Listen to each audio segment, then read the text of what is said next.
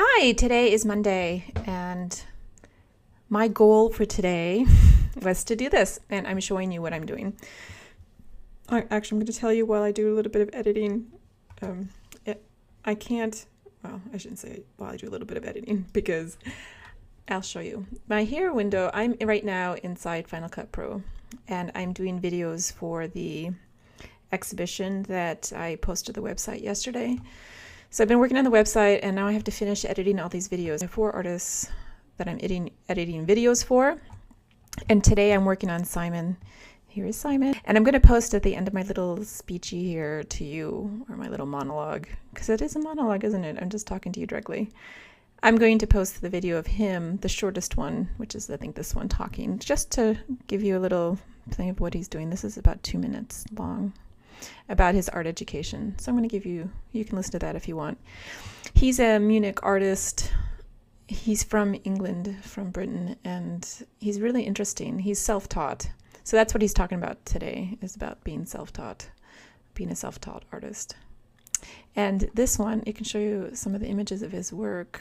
See, it's in my Final Cut Pro folder, so you're not going to see it the correct way because I haven't gone in there. None of these have been photoshopped and made different. Oh, I like this image so much. And the reason I like this image so much that I've photographed, other than it being my own photograph, is that his whole concept, and he describes this in one of the videos that I am not posting on here with you today, he talks about having to try to find the middle of his painting, the middle of everything. So he initially started with trying to get, he bolted pieces of metal to canvas and trying to find the tension between the two, so like the middle. And now he uses gesso, and he sands down trying to find the middle of the painting. It's one of his things. And so here he has a painting that he's done on canvas, I think. And the way I took the photograph, it ended up being that it has it separate in the middle. So like his artwork and his studio, and it's separated by this line. And I really, really like this, the way it turned out. And it's very abstracted because of the way I shot it. I didn't do any blurring. This is exactly how the photo was taken. All I did was tweak the color a tiny bit to adjust the color, but the photo is the way that I took it, and it's exactly the way I wanted it. So I was really, really happy. I love when this happens. It doesn't happen all the time when you're taking photographs, but I have more luck than I guess other people when it comes to taking photographs. Let's see what other one I can take you. I didn't make a photo tour of this. Oh, there's another one that's a close-up of his artwork. This is a new thing that he's doing. He's adding this kind of layer to it. And the first when I saw this piece, I thought it was ceramic. So that was pretty cool. Anyways, that's my goal for today, is to finish editing Simon James. And tomorrow I have an appointment with Cyril to go to his studio again. I'm going to be doing some scanning of artwork for licensing purposes, and I need to finish his video so he can look at it too. So that's going to be my tomorrow morning project, is to try to finish his videos and the contracts for him. So there you go. That's my work for the next day. And tomorrow I'll take some video of Cyril again. You're going to get like a weekly shot of Cyril. He's a great artist. His work's really funny. And I will, when I'm editing tomorrow, I'll give you a little footage of his videos. But today it was Simon, this guy here, and I really enjoyed interviewing him. And you can see here on the thing, the color of the video is in color, and I took the color out because I want people to listen to him talking, and then I had to tweak it. I have him facing the other direction in the video, but then I reversed it because I actually want you to be drawn more into the picture. And I wasn't sure if in the other way, because let's say if I unflip it, you can see, it just doesn't feel right, does it? It feels like he's leaving the picture. So this way, he's like, your eye is going into the picture, and it works with the beam behind him. But I think with this one, I could cut it closer if I left it in this direction, but I think it's better if I go ahead and just flip it. And if you have a comment on that, you're welcome to comment, but I'm pretty sure I'm going to leave him flipped.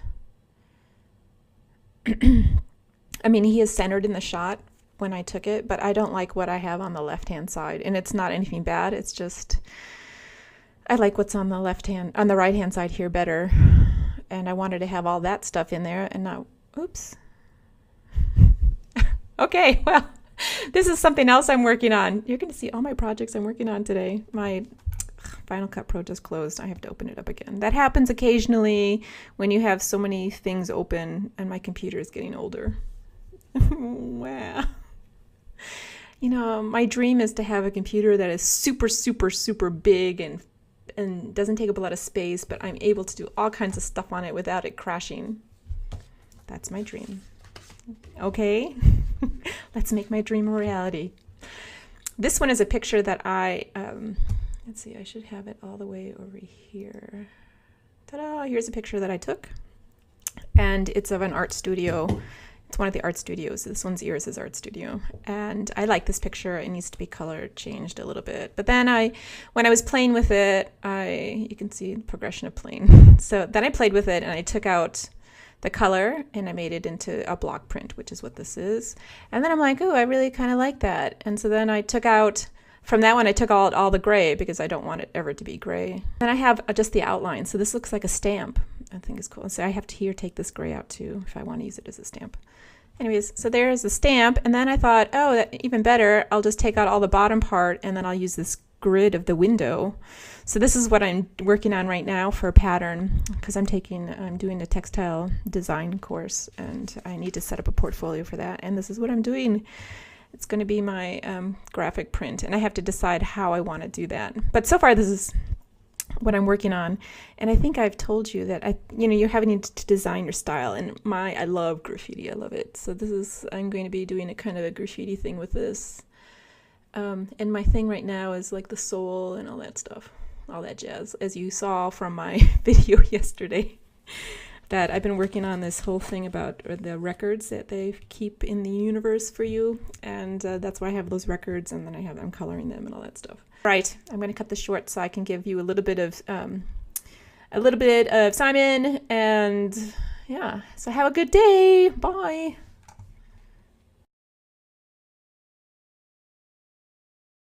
I never really wanted to study art. I suppose I did right at the very beginning, but I started an art course called a foundation course, and it's a course set out in England. It's a one-year foundation, and it gives people who are leaving school before they go to the academy the chance to try out a lot of disciplines. But I knew at the time that I just wanted to paint. So I didn't stay very long because the other parts of the course didn't interest me, and I made a decision then that that's when I was just going to find it in myself. I think that's the important thing, to find the creativity within yourself. And I moved to Newcastle and just painted, totally self-taught. A friend of mine painted on the streets and got me into painting on the streets as well. And in York I painted on the streets doing copies of Mona Lisa. So I suppose that was my art education in a sense. I wanted to learn how to paint technically, which I did with acrylic on canvas. I'd spend days and roll the canvas up at the end of it, which I carried on in Munich. When I came to Munich the first time in 1989, I painted on the streets. Which was great because it gave me the opportunity to learn German, first of all, because people were talking to me, plus it gave me the opportunity to paint when I didn't have a studio, and it was a good learning process, because you have to look very closely at the old masters if you're going to copy them. Even though it wasn't in oils, it was in acrylic, there's a lot to consider in the composition and the colours you're using. So that was very good for me. I had the opportunity while I was painting on the street. One of the professors at the Munich Academy saw me painting and invited me into his class at the academy. I went and had a look at it, and he said that he doesn't influence his artists, but then I noticed that he actually did influence. I think it's impossible not to influence your students as a professor, because you obviously want to bring something over. And at that point I said no, because I really felt that I had to find it in myself. I didn't think that studying would help me in any way. And I've always felt that about my art, is that it has to be a discovery, a voyage, my own ideas, my own way of painting. And though it took me quite a long time to actually find my own way, I think I've benefited from it, because I think if I'd have studied, I might have gone in a completely different direction. And I think the way that I'm painting now is very true to my personality and what I am